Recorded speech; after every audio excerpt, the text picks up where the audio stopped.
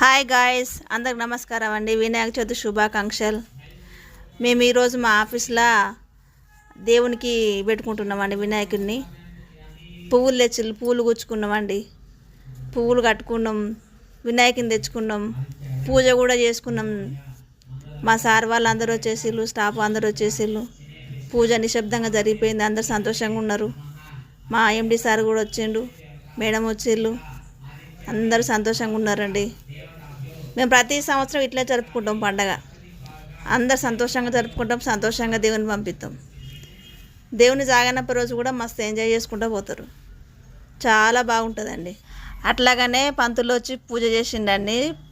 పంతులు పోయిన తర్వాత మా సార్ వాళ్ళతో మేము మంచిగా ఫోటోలు దిగినాం, మంచిగా భోజనాలు చేసినామండి.